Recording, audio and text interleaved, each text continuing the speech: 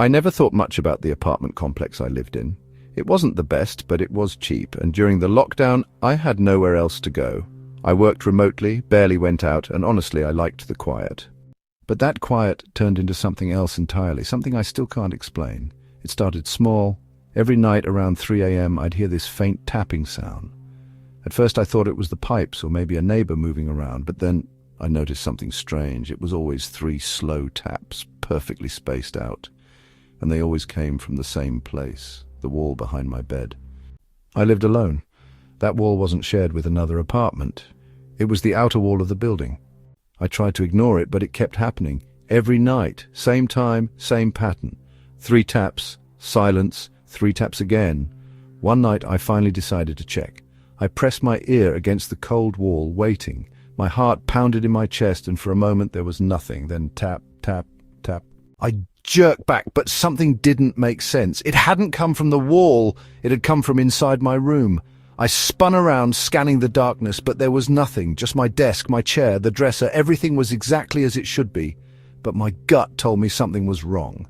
I barely slept that night, and when morning came, I convinced myself I had imagined it, but I hadn't. A few nights later, the tapping changed. It didn't come from the wall anymore. It came from my closet. I hadn't opened that closet in weeks. It was just a storage space packed with old boxes, some clothes I never wore, and random junk. Still, at exactly 3 a.m., the sound came again. 3 deliberate taps, this time from inside the closet door. I stared at it, my breath caught in my throat. I told myself it was nothing. Maybe the wood was just settling, maybe a mouse had gotten in, but deep down I knew neither of those things made sense. Then one night it escalated. I was lying in bed, waiting, dreading the sound. But instead of the taps, I heard something else, a whisper. It was faint, barely audible, but it was there. I froze, my skin crawling, trying to convince myself I was just hearing things, but then I caught something unmistakable in the whisper. It was my name. I leapt out of bed, flipped on the light, and stared at the closet. The door was still closed, but I felt something. Presence. Something wrong. My first instinct was to run, but I forced myself to move closer. I stood there, hand trembling, and after a long breath, I yanked the door open. Nothing. Just my clothes, my old boxes, and the usual junk. No one was inside, no space for anyone to hide. But something caught my eye. A box in the corner had been pulled forward as if someone or something had been behind it recently. My skin prickled and I felt a cold draft, though the air was completely still. I stepped back, shut the closet door, and left the light on for the rest of the night. The next morning I decided to dig into the history of the apartment complex. It had been built in the 70s and there weren't any reports of deaths or anything unusual.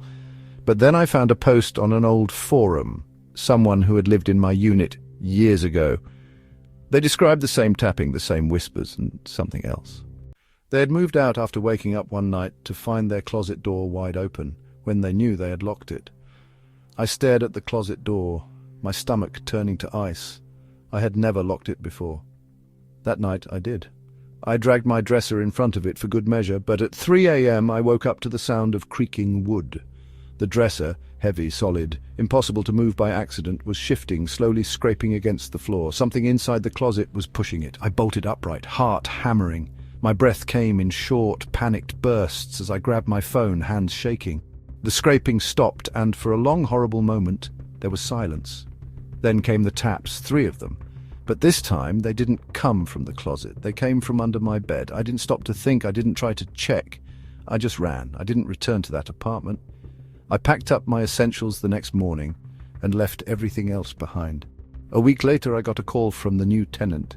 He asked if I had ever heard knocking in the middle of the night.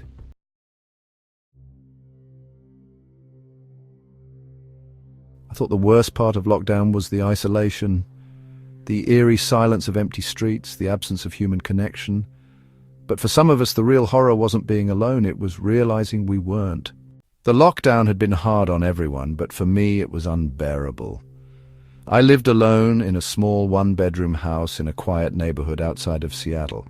My days blurred together. Wake up, work remotely, scroll through the news, sleep, repeat. The world outside felt distant, almost non-existent. I hadn't spoken to anyone in person for weeks. The only people I saw were the occasional delivery drivers dropping off groceries or packages at my door. It was lonely, but I told myself it was safe. Then, one night, I saw him. It was late, maybe 2 a.m. I had been watching TV in my living room, the only light coming from the screen. The street outside was dead silent. No cars, no people, just that eerie stillness that had settled over everything since the world shut down. I don't know what made me look up, but suddenly I did. And there he was, a man standing outside my living room window. My heart nearly stopped. He wasn't doing anything, just standing there, staring in. His face was obscured by the darkness, but I could see the outline of his body, tall and thin, motionless. A bolt of fear shot through me. My house wasn't in the middle of nowhere, but it wasn't exactly in a busy area either. Who the hell was outside at this hour? I grabbed my phone with trembling hands and turned on the flashlight, aiming it toward the window. Nothing. No one was there. I swallowed hard, my pulse pounding in my ears. I could have sworn I had seen him, but there was nothing outside except the empty street and the faint rustling of trees in the wind. Maybe I was just exhausted. I locked the doors, double-checked the windows, and went to bed, convincing myself it was nothing. But the next night, he was there again. This time, he was closer. I had been in my bedroom, scrolling mindlessly through my phone, when I got the strangest feeling, that prickling sensation like someone was watching me. I turned my head toward the window, and there he was, standing outside my bedroom window, closer now, just standing completely still, facing me. My breath hitched in my throat. My hands turned ice cold as pure fear gripped me. I didn't move. I didn't even blink. Then slowly, so slowly, he lifted his hand and he knocked. I bolted out of bed, my heart hammering, running straight for the front door. I wasn't going to wait around. I was going to my car, to a friend's place, anywhere but here. But when I flung the door open, the cold night air hit my face and I stopped dead in my tracks. Because there was no one there. No footsteps, no movement, no sound. I ran to the bedroom window and shined my phone's flashlight outside. Nothing. I barely slept that night. Every creak of the house made me jump. Every shift of the wind sounded like a whisper in the dark. The next day I tried to brush it off. Maybe I had imagined it. Maybe it was a shadow, a tree branch, a trick of my tired mind. But then, around noon, I stepped outside to get some fresh air. And that's when I saw them, footprints, right outside my bedroom window. Deep, distinct footprints in the dirt, but they weren't leading away. They were leading toward the window. My stomach churned. This was real. Someone had been there. Someone had been watching me. I called the police. They came, looked around, took notes, but there wasn't much they could do. No security footage, no evidence of a break-in. They told me to keep my doors locked and call if anything else happened. That night, I sat awake in my living room, all the lights on. My phone was in my lap, ready to call 911 at the first sign of movement. At 2:47 a.m., I heard it. A knock. 3 soft, deliberate taps on the living room window. I didn't move. My body went rigid, my breath caught in my throat. Then, slowly I turned my head, and I saw him. He was closer than ever, standing just inches from the glass. But this time, I could see his face. It wasn't the face of a stranger, it was my face. Pale. Expressionless, empty eyes staring right into mine. I couldn't breathe. My vision swam, my pulse roaring in my ears. Then, without breaking eye contact, he smiled and vanished. I don't remember what happened next. Maybe I blacked out, maybe I screamed. All I know is that by the time the sun came up, I was still sitting in that same spot, gripping my phone so tightly my knuckles were white. I moved out that week. I don't know what I saw that night. I don't want to know.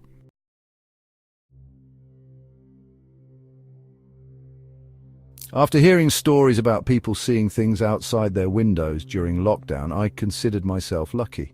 My apartment was on the top floor of a 4-story building in Chicago with no way for anyone to lurk outside my windows. I thought I was safe. I thought I was alone. I was wrong. I started hearing it about a month into lockdown. At first, I didn't think much of it, just a faint sound, barely noticeable, like the wind whispering through the vents. But over time, it got clearer. It wasn't the wind. It was a voice. It always came late at night, usually around 2 or 3 a.m., just a soft murmur drifting from the vent near my bed. I couldn't make out the words, but it sounded like a man whispering, or maybe muttering. Sometimes it would stop for a while, and I'd think I imagined it, but then it would start again, closer, clearer. One night I finally worked up the courage to get out of bed and crouch next to the vent. My heart pounded as I pressed my ear against the metal slats, straining to hear, and then, suddenly, it stopped. For a few moments, there was nothing but silence. My breath felt too loud, my pulse hammering in my ears. I was about to move away when a voice, right up against the vent. "I see you!" I scrambled back so fast I hit the nightstand, knocking my lamp over. My breathing was ragged, my entire body shaking. I didn't sleep that night. The next morning, I convinced myself it had to be one of my neighbors. Maybe someone in the apartment below mine had been up late talking on the phone and the sound had traveled through the vents. It made sense, right? But something about the way the voice had spoken, it hadn't sounded like someone on the phone, it had sounded like someone whispering to me. I told myself I was being paranoid, but that night I avoided my bedroom, choosing to sleep on the couch instead. The vent in the living room was smaller, farther away. I felt safer there until I heard it again. I was half asleep when a soft, rhythmic tapping sound made my eyes snap open. It was coming from the vent. Tap, tap, tap, slow and deliberate, like someone was knocking. Then the whisper came, clearer than before. "Why won't you talk to me?" I shot up from the couch, my skin crawling. This wasn't my imagination. This wasn't a neighbor on the phone. Someone was in the vents. I grabbed my phone and dialed my building's maintenance number, hands shaking. I didn't care if it was stupid. I needed someone to check. The maintenance guy showed up the next morning, an older man named Joe. I told him I had been hearing strange noises through the vents. Maybe an animal got inside. He gave me a long, tired look and sighed. "Not the first time someone said that," he muttered. I frowned. "What do you mean?" He didn't answer right away, just pulled out his flashlight and unscrewed the vent cover. "You're the fourth person in the last year to call about weird noises in this unit." That sent a chill through me. "What happened to the others?" Joe hesitated. All of them moved out. I felt my stomach twist. He shined his flashlight into the vent, peering inside. After a few seconds, he muttered, "What the hell?" and reached in. When he pulled his hand back, he was holding something. A Polaroid picture of me. I felt the blood drain from my face. My hand shook as I took the picture from him. It wasn't old, maybe a few weeks at most. It was a shot of me sitting at my desk, working on my laptop. The angle was slightly tilted, as if it had been taken through a vent. "I'm calling the cops." The police came, but they didn't find anything. They checked the vents, the crawl spaces, the maintenance access points, nothing. No sign of forced entry, no hidden cameras. But that didn't explain the picture, that didn't explain the voice. I left the apartment that night, crashing at a friend's place. I had already decided I wasn't staying there another night. The next morning I went back to pack my things. And I found something waiting for me, a new Polaroid sitting on my kitchen counter. This one was taken from behind me, of me sleeping on my friend's couch. I didn't go back. I moved across the city, changed my number, blocked every memory of that place from my mind. But some nights when I'm alone, in the silence of my new apartment, I swear I still hear it. The whisper through the vents, "Why won't you talk to me?"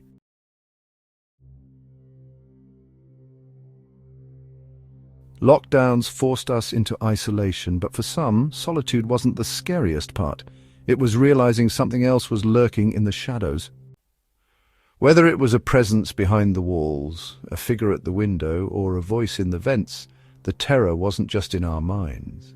The real question is, when the world went quiet, what else started listening? If these stories sent shivers down your spine, make sure to like, share, and subscribe for more chilling tales. And don't forget to hit the bell icon, because you never know what might be waiting in the dark. Stay safe and stay aware. You never know who's watching. See you in the next one.